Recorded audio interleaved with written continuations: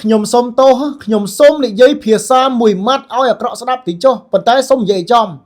អ្នកគ្រប់គ្រងរាជរដ្ឋាភិបាលកម្ពុជាអ្នកគ្រប់គ្រងគណៈបកប្រជាជនកម្ពុជាបើគិតជាចំនួននៅក្រៅប្រទេសអាចស្ដោះទឹកមាត់លងងាប់ពួកប្រឆាំងមួយចំនួនបានបាទបងប្អូនដែលលឺអ្នកប្រឆាំងក្រៅប្រទេសច្រើនណាស់ឲ្យតែសម្ដេចតេជោឲ្យតែសម្ដេចធិបតីទៅបំពេញទស្សនកិច្ចផ្លូវរដ្ឋទៅបំពេញទស្សនកិច្ចផ្លូវការម្ដងគឺគេប្រឆាំងបាតកម្មប្រឆាំងរហូតក៏ប៉ុន្តែបងប្អូនមានគិតចំនួនអត់អ្នកដែលបាតកម្មប្រឆាំងជាមួយសម្ដេចតេជោអ្នកដែលបាតកម្មប្រឆាំងជាមួយសម្ដេចធិបតីនៅក្រៅរបង100នាក់បាទ50នាក់60នាក់វាយអស់ហើយ110នាក់តែសួរថាអ្នកដែលទៅគ្រប់គ្រងអ្នកដែលទៅចូលរួមក្នុងពិធីជួបជុំជាមួយនឹងសម្ដេចតេជោហ៊ុនសែនកន្លងទៅជាមួយនឹងសម្ដេចធិបតីហ៊ុនម៉ាណែតតាំងពីកន្លងមករហូតដល់បច្ចុប្បន្ននេះសួរថាតើអ្នកចូលរួមគ្រប់គ្រងអ្នកដែលចូលរួមស្ដាប់អ្នកដែលចូលរួមស្វាគមន៍សម្ដេចតេជោនិងសម្ដេចធិបតីសួរថាប្រមាណពាន់នាក់ប្រមាណម៉ឺននាក់សូមបែងចែកឲ្យច្បាស់បើសិនជាមិនចេះបោកដកលេខចាំខ្ញុំបរៀនអ្នកអីស្អីមួយម៉ាត់ណាក៏ដោយហ៊ុនសែនហ៊ុនម៉ាណែតទៅក្រៅប្រទេសម្ដងគេបាតកម្មរហូតប្រជាជនខ្មែរបាតកម្មប្រឆាំងរហូតតែសួរថាបាតកម្មប្រមាណនេះមិនស្មើ 3% នៃចំនួនអ្នកគ្រប់គ្រងសម្ដេចផងបាទមិនស្មើ 3% អ្នកចូលរួមគ្រប់គ្រងអ្នកចូលរួមស្វាគមន៍សម្ដេចផងឥឡូវនេះប្រហែលថ្ងៃទៀតសម្ដេចធិបតីទៅបំពេញទស្សនកិច្ចនៅជប៉ុនទៀតហើយ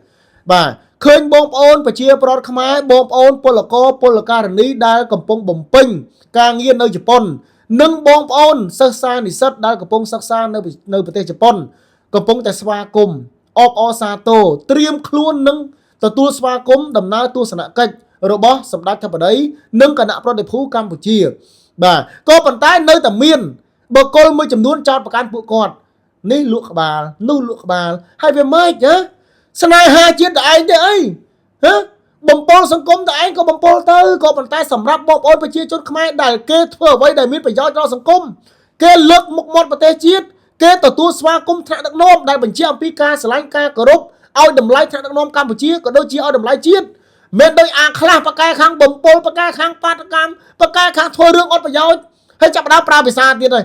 ហ៊ុនម៉ាណែតមកជប៉ុនគេបាតកម្មទៀតហើយតែអញ្ចឹងដូចទៅអាមេរិកដូចទៅបារាំងកន្លងអញ្ចឹងបងប្អូនដូចទៅកូរ៉េកន្លងអញ្ចឹងបាទបន្តិចទៅហ៊ុនម៉ាណែតមកគេបាតកម្មប្រឆាំងទៀតប៉ុន្តែសួរថាប្រឆាំងប្រមាណនេះបាទអ្នកចូលរួមស្វាគមន៍ចូលរួមស្ដាប់ចូលរួមអបអរសាទរជាមួយសម្ដេចប្រមាណនេះដោយខ្ញុំលើកឡើងមិនអញ្ចឹងវាខុសគ្នាឆ្ងាយណាស់ខ្ញុំទទួលស្គាល់ថារាល់ពេលសម្ដេចតេជោហ៊ុនសែនសម្ដេចធិបតីហ៊ុនម៉ាណែតទៅបំពេញទស្សនកិច្ចផ្លូវការនៅក្រៅប្រទេសមានអ្នកប្រឆាំងមានអ្នកបាតកម្មក៏ប៉ុន្តែវាតិចបាទវាតិចខុសឆ្ងាយអំពីអ្នកដែលគ្រប់គ្រងស្វាគមន៍គាត់នោះបាទវាខុសឆ្ងាយកន្លែងណាក៏មានប្រឆាំងកន្លែងណាក៏មានប្រឆាំងតែវាតិចបំផុតវាមិនបាន 3% នៃចំនួនអ្នកដែលស្វាគមន៍អ្នកដែលគោរពអ្នកដែលគ្រប់គ្រងសម្ដេចនោះបាទបែងចែកច្បាស់ណាស់ហើយគិតពិចារណាផងសួរថាហេតុអ្វីបានជាបងប្អូនប្រជាពលរដ្ឋខ្មែរបងប្អូនពលករខ្មែរទៅស្វាគមន៍ទៅគ្រប់គ្រងសម្ដេចធិបតីសម្ដេចតេជោច្រើនម្ល៉េះដោយសារតែរាល់ពេលដែលសម្ដេចតេជោរាល់ពេលដែលសម្ដេចធិបតីទៅបំពេញទស្សនកិច្ចផ្លូវការប្រទេសណាក៏ដោយគឺធ្វើដើម្បីផលប្រយោជន៍ជាតិនិងផលប្រយោជន៍ប្រជាពលរដ្ឋខ្មែរទូទាំងប្រទេសមិនទៅបំផ្លាញដោយពួកអប្រឆាំងមួយចំនួនទេមិនទៅធ្វើរឿងអត់ប្រយោជន៍ដល់បុគ្គលមួយចំនួនទេ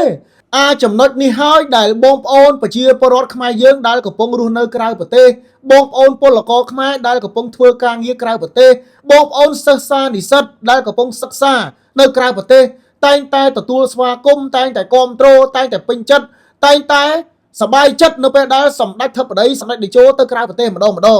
បាទមិនដូចអាខ្លះអង្គុយចាំតែបំផ្លាញអាខ្លះអង្គុយចាំតែលៀបពណ៌អាខ្លះអង្គុយចាំតែបំផ្លាញមុខមាត់ប្រទេសជាតិណាបាទនោះសូមឲ្យយល់